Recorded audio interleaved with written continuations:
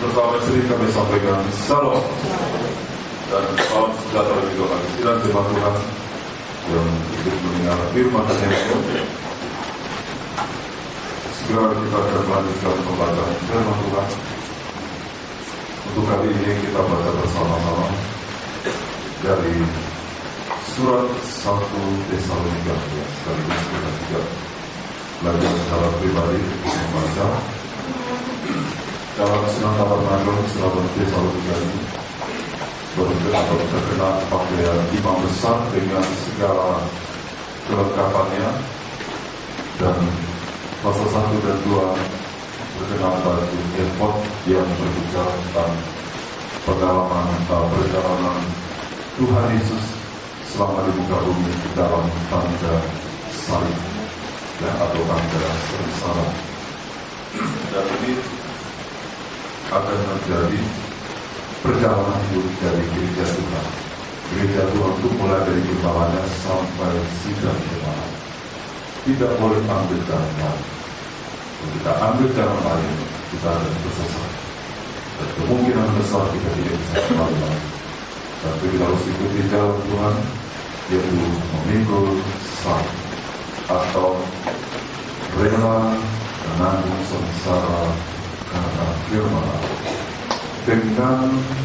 dengan hati yang sadar, bukan terpaksa, tapi dengan rela hati menanggung sengsara, menanggung salib Injil Kristus.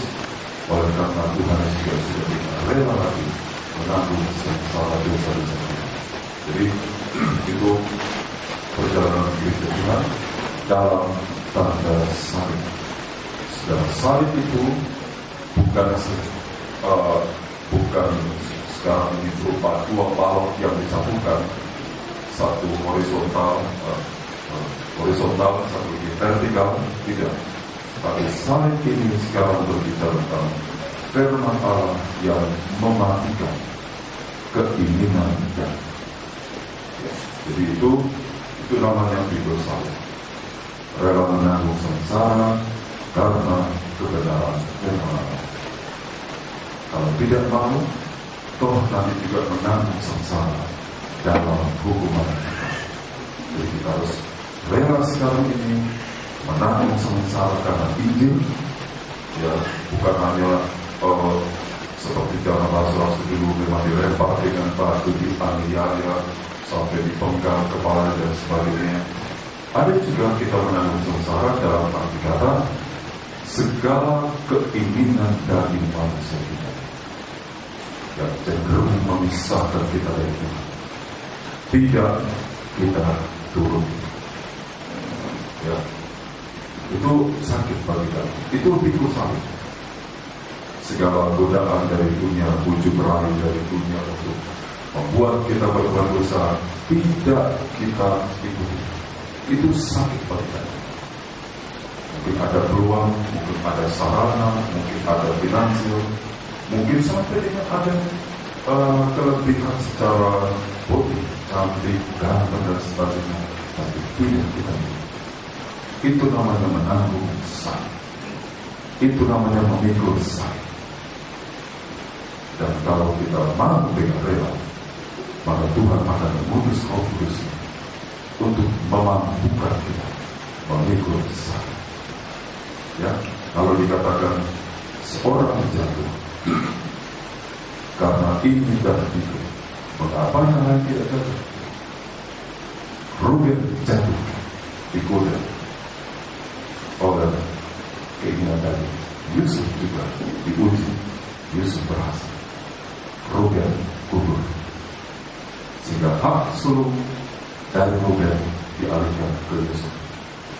Sangat tidak konsekuen kalau hak sulung itu yang harusnya pada Ruben, sulung, dialihkan ke Yusuf tanpa dua-dua ini melewati proses yang sama. Tuhan hadir. Jadi kalau sampai Yusuf diangkat di anak sulung, hak sulung harus jatuh pada Yusuf, dan Yusuf pun diuji, dicoba, tapi Yusuf tidak mau. Yusuf marah, dan Yusuf takut. Bukan hanya saat di gereja, tapi juga saat di luar. saat di kantor, saat di tempat bekerja, saat di sekolah, di mana saja. Yesus takut sama kita. Sakit memang Yesus.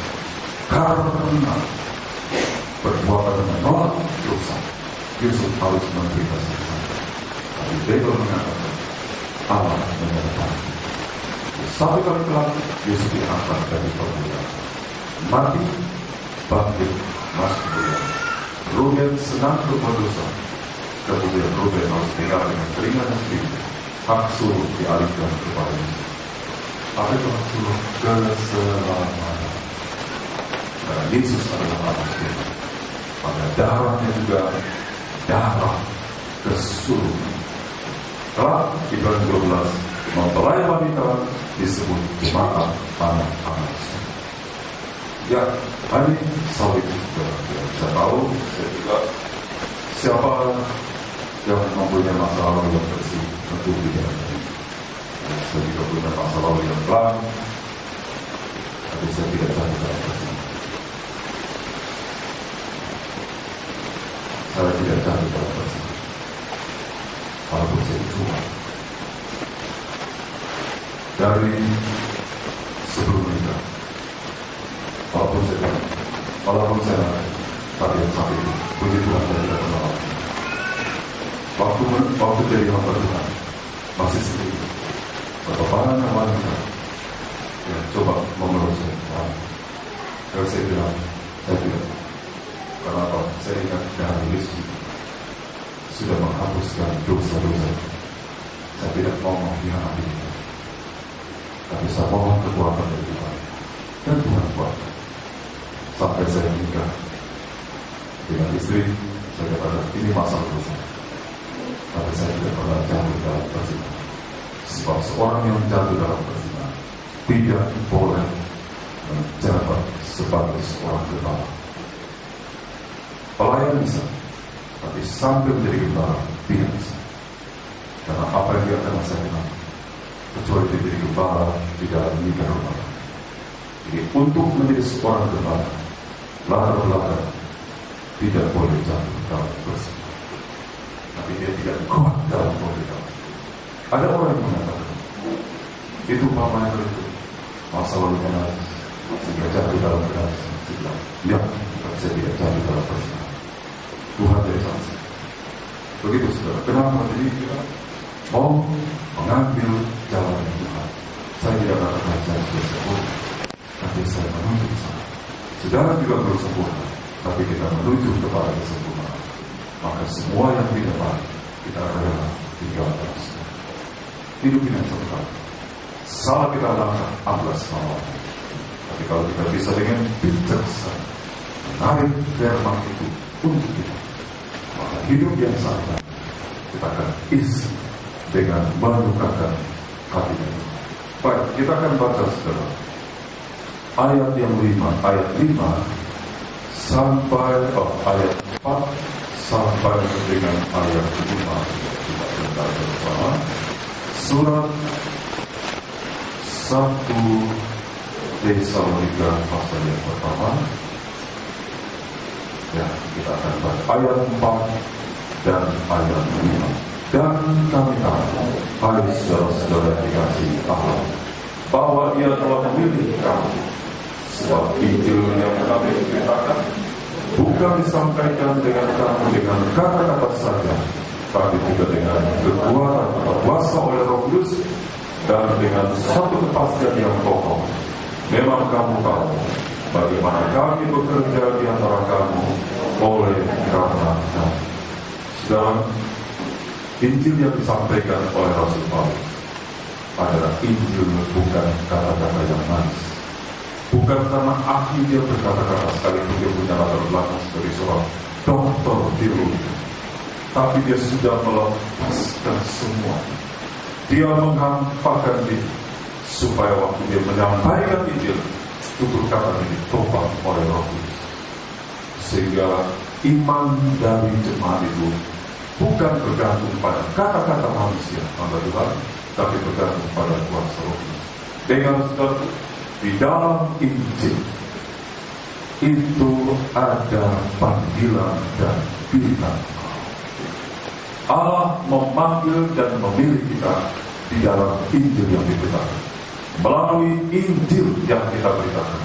Dalam bahasa Batak Evangelium, bagi kita tahu dalam bahasa Yunani Evangelium, kabar baik atau Holy Bible, Injil, Alkitab suci. Sekarang ada Injil yang benar, ada Injil yang lain. Sejak zaman Rasul Paulus, ada juga yang mengatakan Injil yang lain. Injil yang lain itu memupuk hawa nafsu. Injil yang lain membuat manusia tetap bercokol dalam dosa. Injil yang benar justru menentang dosa. Sekarang kita lihat saudara, dalam suratan 2 Timotius 2 Timotius pasal 2 Timotius pasal 2. Kita baca bersama. Ingatlah ini, Yesus Kristus yang telah bangkit dari antara orang mati, yang telah dilahirkan sebagai keturunan Daud. Itulah yang kuberitakan. 2 Timotius 2 ayat 8. Saya salah sebutnya. 2 Timotius 2 Timotius 2 ayat 8. Mari kita baca bersama. Ingatlah ini, Yesus Kristus yang telah bangkit dari antara orang mati, yang telah dilahirkan sebagai keturunan Daud. Itulah yang diberitakan dalam Injil mati.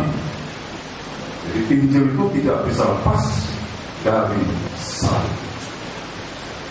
Jadi Injil yang benar itu mematikan dosa, mematikan keinginan manusia untuk berbuat dosa. Kalau Injil itu mengenakkan, lebih mencintai kita, lebih mencintai dosa, itu bukan Injil yang benar. Nanti saya akan tunjukkan bagaimana Injil yang benar ini akan disuarakan terus. Nanti pemberitaan Injil yang benar bukan lagi oleh manusia hamba Tuhan. Injil yang benar nanti akan diberitakan oleh utusan dari surga. Malaikat Tuhan sendiri akan memberitakan Injil ini. Yesus Kristus yang telah mati itu sudah lama. Jadi yang ditolak oleh orang Israel yang 2000 tahun lalu disalibkan, itu Yesus yang benar. Berita itu itulah kalau Yesus disalibkan, maka kita juga rela menyalibkan dia.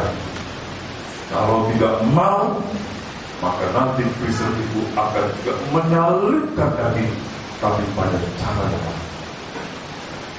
Jadi kita harus benar-benar, saudara. Sini kita pertamukan.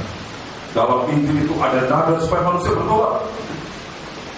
Dalam Injil itu ada nada supaya manusia lahir baru, supaya manusia dipenuhkan dengan Roh Kudus, supaya manusia disucikan, supaya manusia dikuduskan. Itu Injil yang benar. Supaya manusia menyembah Tuhan Yesus Kristus. Kalau sekarang Injil ini banyak ditolak. Kota apa itu? Injil itu firman. Firman yang benar itu pedang bermata. Banyak orang yang menolak. Ini pengertian, pengurusan. Ada juga yang mendengar Injil tapi jual mahal. Sejauh firman itu cocok sama dia amin. Tapi kalau sudah Injil itu seperti pedang bermata dua, memisahkan manusia dari dosa, dia marah, dia menolak. Sekarang kita lihat. Jadi sekarang ini Injil itu harus kita beri. Dan Injil itu bukan hanya berhenti pada pertobatan dan baptisan air, tapi Injil itu sampai mencapai berita kesempurnaan. Kita baca saudara, kitab Wahyu pasal 14. Ya, Wahyu pasal 14. Kita baca ayat 6 bersama-sama. Kita Wahyu pasal 14 ayat 6. Pemberitahuan tentang penghakiman. Dan aku melihat seorang malaikat lain terbang di tengah-tengah langit, dan padanya ada Injil yang kekal untuk diberitakan kepada mereka yang diam di atas bumi, dan kepada semua bangsa dan suku dan bahasa dan kaum. Dan dia berseru dengan suara nyaring, takutlah akan Allah dan muliakanlah Dia, karena telah tiba saat pengadilannya, dan sembahlah Dia yang telah menjadikan langit dan bumi, laut dan semua makhluk. Ini Wahyu 14 ini sudah di ayat 6. Ini merupakan pemberitaan Injil yang terakhirkan. Coba tolong perhatikan. Ya, jadi banyak orang beriman. Di dalam keterjemahan Wahyu 14 tentang pemberitaan Injil ini sudah di akhir dari zaman Antikris. Sebentar lagi Tuhan datang akan menghukum manusia yang menerima angka 666 dan tidak menyembah Tuhan Yesus. Ini terakhir. Mengapa pemberitaan ini diambil alih oleh malaikat dari surga? Karena hamba Tuhan yang benar sudah disingkirkan, tidak ada lagi. Hamba Tuhan yang benar tak bisa. Hamba Tuhan yang rela menyalibkan kaki, hamba Tuhan yang rela menjadi teladan bagi segala jemaat dalam kebenaran, kata Paulus pada Timotius. Jangan orang memperbudak engkau, tapi hendaklah engkau jadi teladan dalam tutur kata, dalam sikap, dalam kesucian, dalam kekudusan. Khotbah itu yang paling berat jadi berat. Semua akan memakan. Kita hamba Tuhan yang mau jadi teladan, dan kita bisa jadi teladan yang baik karena kita meneladani Kristus. Maka saat Antikris berkuasa, entah tengah malam, entah pagi buta, entah sore, entah fajar penyingsing kita datang, dia akan segera menguasai dunia. Saat itu anak-anak Tuhan yang masih hidup, kalau dia sudah mencapai puncak ibadah penyembahan, bisa menyembah. Coba tolong baru pamas ya. Penyembahan yang benar itu langsung dia menghadap tiran. Ya, gambar langsung dia menghadap tiran. Penyembahan yang benar itu bukan hanya haleluya, haleluya, haleluya, tapi sampai dia menyalibkan diri, sampai dia punya kerinduan berhenti berbuat dosa. Itu penyembahan sampai setia. Dosa dengan segala kesenangannya, dengan segala kenikmatannya, dengan segala kemuliaan, dia tolak dalam nama Tuhan. Itu penyembahan. Kalau sudah sampai begitu, dan itu bisa kita mencapai nilai kenikmatan demikian, menyembah dalam roh dan hidup dalam kebenaran, karena kita setia dalam penggembala. Maka kalau Antikris dia tiba menguasai, maka anak-anak Tuhan dengan hamba sudah mencapai puncak ibadah ini, dia akan disingkirkan oleh Tuhan. Yang tinggal adalah pendeta tidak benar, yang mengizinkan dosa itu terus bergerak, yang mengizinkan pemberhala itu terus berjalan, maka itu akan tertinggal. Dan kalau pendeta itu tertinggal karena tidak benar hidupnya, maka pemberitaannya juga tidak benar. Karena itu malaikat Tuhan yang ambil alih pemberitaan Injil. Sebab yang benar itu sudah disingkirkan. Kita kembali ke Wahyu 14. Kita lihat saudaraku, ayat 6 kita baca kembali. Dan aku melihat seorang malaikat lain terbang di tengah-tengah langit. Mengapa di langit? Karena bumi ini sudah dikuasai Antikris. Bumi sudah dikuasai oleh nabi palsu dengan segala pemalsuannya. Jadi malaikat itu harus terbang. Dia memberitakan Injil ini yang terakhir,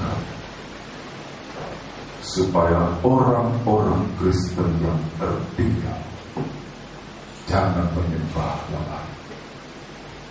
Sembahlah Dia, Yesus.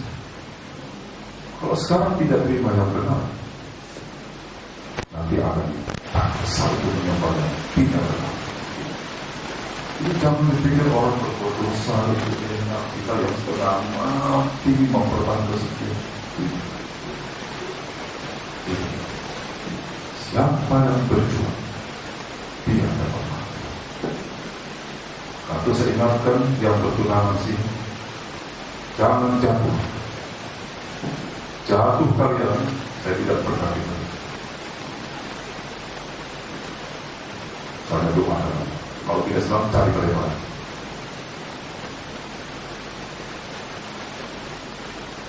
Itu Injil yang benar. Itu perlu diberitahu supaya kalian ada perjuangan mempertahankan sesuatu. Kalau sudah berjuang mempertahankan sesuatu itu tidak mudah. Yang menyalin terjadi. Maka kalau dia berhasil sampai dia masuk dalam pernikahan, dia wajar untuk dipermuliakan. Masa yang jatuh dengan yang bertahan di sama-sama belakang, tidak Allah Tuhan. Kalau tidak begitu, maka kehidupan bukan itu tidak ada perjuangan untuk mengalihkannya. Harus berjuang. Kalau yang sudah lalu, saya berbicara kepada kalian yang berjuang. Harus belajar mengalihkan diri.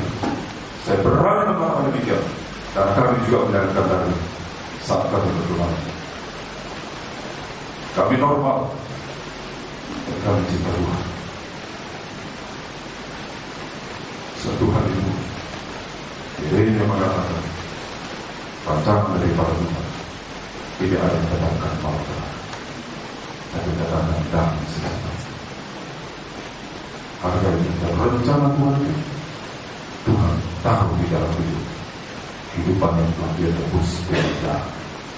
Ingat, di dalam hidup ada rencana Tuhan, ada rencana Tuhan. Jaga baik-baik.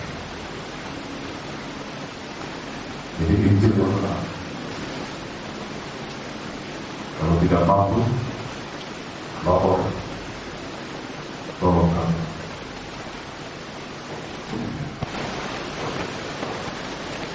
Satu waktu kami harus diminta untuk meneguhkan satu kehidupan yang sudah punya anak yang besar, sudah berjalan, sudah keluar. Kemudian karena perbuatan dosa orang lalu, terus dia minta supaya kami berkati. Tidak bisa. Bayangkan kalau saya berkati anaknya lari ke kami, Mama, sudah tidak. Jadi bagaimana cukup dibuangkan? Di mana? Di ruang. Bagaimana mereka tidak boleh mati? Jadi kemana? Ke sana, ke sesa. Tidak boleh ada ke sini. Kalau keluarga dan untuk begitu, kok begini? Mereka tidak tahu apa yang saya kerjakan. Jadi keluarga tidak boleh. Saya dengan sini dan para keluarga kami doa. Jadi udah ke resepsi sana. Tidak boleh ada yang lepas. Kok begitu? Berani berbuat, berani berbuat, dan berbuat yang pakar kepada Tuhan. Harus bertambah. Jadi pelajaran bagi kita. Jadi kalau kalian merendahkan hati, Tuhan berkuasa mengangkat.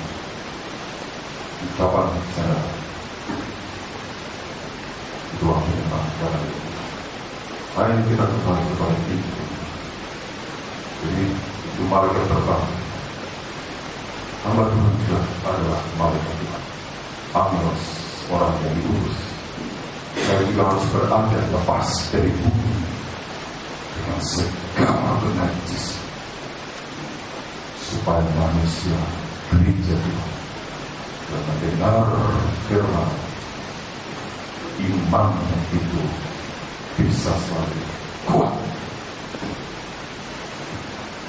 Jangan tunggu nanti Antikris. Sekarang ini pun waktu Antikris sudah merasa. mana ada antikris, di situ nanti palsu. Di mana ada cinta akan Tuhan, di situ ada pemalsuan. Jadi kita harus berdoa, saudara, ini jadi Injil ini masih dikatakan, tapi bukan hanya kepada gereja Tuhan sungguh-sungguh, tapi kepada Kristen yang tertinggal. Mengapa? Inilah kasih karunia Tuhan. Menggenapi ayat 2 Petrus pasal 3, Tuhan ingin jangan seorang pun binasa. Karena sampai pada zaman antikris, akhir zaman antikris, Tuhan masih mengutus hamba malaikat memberitakan Injil yang benar agar manusia di tengah-tengah pemaksaan antikris, manusia Kristen bisa sadar bahwa itu Yesus yang palsu, Yesus yang berat, dia sudah disalibkan. Jadi Kristen itu kalau mau selamat, maka dia akan mengalami penyaliban daging lagi, tapi dalam bentuk kepala oleh berat. Kenapa? Karena sekarang ini menolak Injil kebenaran. Terima kasih. Amin. Bertahan. Jangan tahu. Kalau kau bilang bersungguh Tuhan, kalau digoda Yesus, aku cinta engkau. Terus ingat jauh berdoa. Jangan jatuh di jalan. Injil masih diberikan, tapi orang yang terima Injil yang benar, dia menolak penyembahan berhala, dia akan mengalami perjuangan kepala. Jadi jangan main-main. Kalau mau senang dengan Injil, tidak mau senang tinggalkan begitu. Barangkali Kristen kalau sudah datang berbakti seperti berjasa, jangan. Sebab firman Allah ini akan dikenal. Dengan sekarang orang pada zaman berat, lebih Tuhan itu berbelas kasihan kepada kita, lebih lagi kita tahu, lebih lagi kita berangkat. Lebih Tuhan kasih, lebih lagi kita berangkat. Jangan dulu kita jual mahal. Sebab nanti akan masuk pada waktu 14. Injil yang benar menyalibkan. Percaya pada Tuhan itu bukan karena cocok dengan manusia. Kita percaya karena akal kita tunduk kepada firman. Ya, kalau begitu, maka Tuhan akan menolong. Yakin tidak ada yang salah. Tapi dia mengatakan jatuhkan diri. Tuhan itu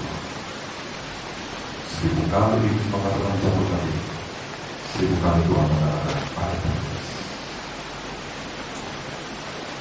Kalau mau kuat, ingat firman. Kita tidak akan pernah. Kalau sudah mulai sombong, ingat firman Tuhan. Tahu? Kau tahu dari mana Tuhan? Di belakang kamu. Saya mulai sombong rasa terima dari Tuhan. Aku mengambil kamu. Aku lagi memperlengkapi kamu. Kembali pada tertulis. 1000 kali serangan iblis, 1000 kali kita lagi ada tertulis. Injil yang benar menghantam dosa. Tuhan memberkati. Kita memperoleh tempat kita masing-masing. Kita akan satu mengenai Yesus.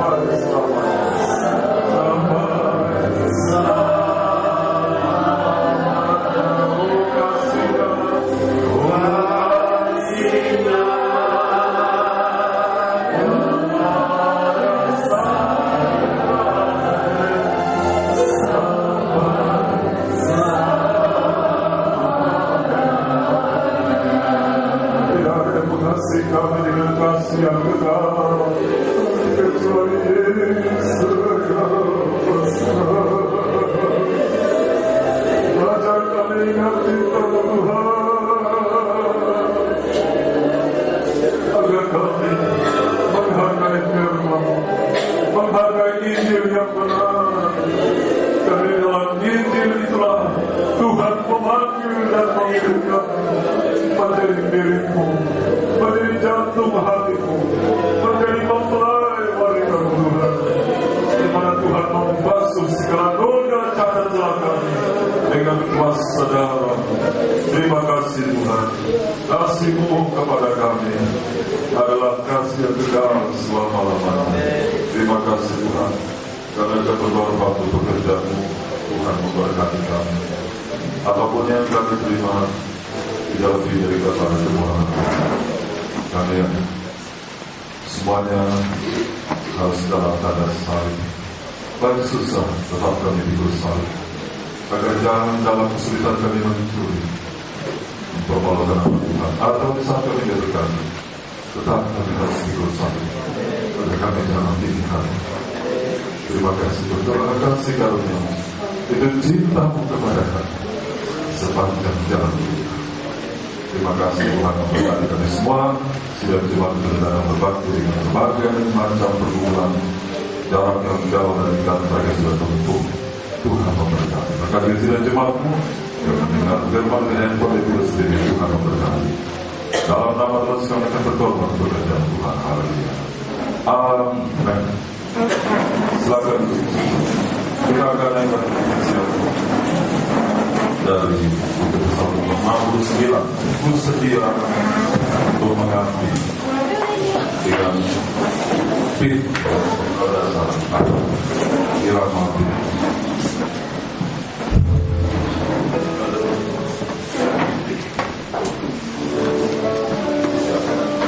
Nomor 69 dari buku Pasal kita akan berkorban.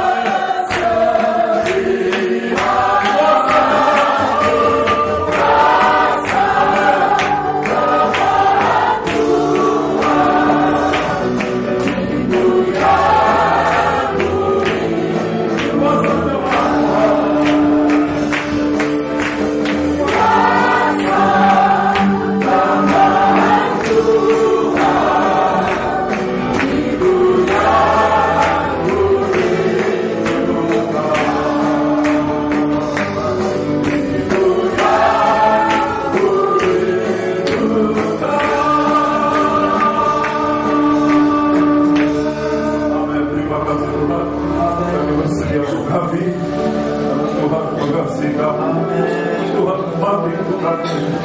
Tuhan timbulkan darah-Mu yang mulia, rebut kami dari cahaya yang sia-sia. Tuhan, kami berterima kasih. Kami berjanji jika Tuhan masih beri panjang umur, kekuatan, kesehatan, kami akan pergunakan untuk kemuliaan nama-Mu. Roh Kudus, beri kekuatan dan kesehatan. Berikan kami kerendahan hati. Berikan hati yang menyembah kepada-Mu. Berikan hati yang mengasihi firman-Mu. Terima kasih Tuhan memberkati sidang jemaat-Mu. Sudah mendengar firman dan handphone. Tuhan berkati Bapak untuk bersama keluarga. Di pekan baru berkati jika Tuhan tidak tanggal 13 Desember Natal di pekan baru akhir Natal. Berkati Dr. Gini dan keluarga yang ada di Medan. Berkati juga Bapak Evangelis Johnson Sinaga. Demikian istri anaknya di sini. Tuhan berkati Bapak Evangelis Julu dan keluarga.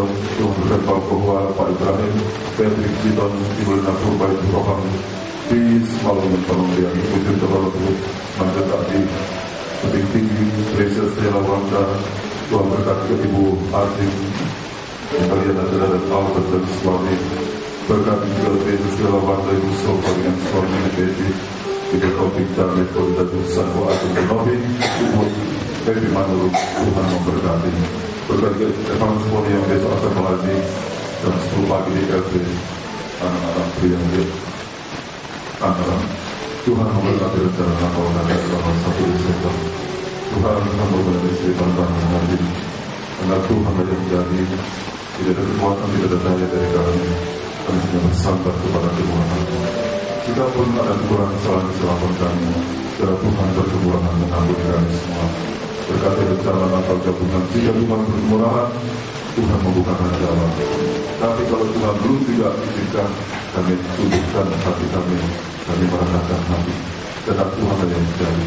Sidang jemaat yang banyak terhalang karena jarak yang jauh. Dan dalam hujan sebagainya Tuhan buka jalan. Lain sepatutnya bisa kembali berbakti. Kemudian juga permohonan doa dari Bapak Jadi Sulawesi dan Labian. Tuhan memberkati. Bisa anak-anak itu dari Sulawesi. Tuhan memberkati. Terima kasih Tuhan. Akhirnya tersebut doa dengan berkati Allah Bapa. Kita kasih dari para anak juga serta dengan para kuasa Roh Kudus. Menyertai kita senantiasa juga memberkati sudah terima Tuhan. Mengikuti rangkaian ibadah dari handphone dan video streaming. Tuhan memberkati juga kamu dikasih dengan manis mata dan jemaat Tuhan sana dia.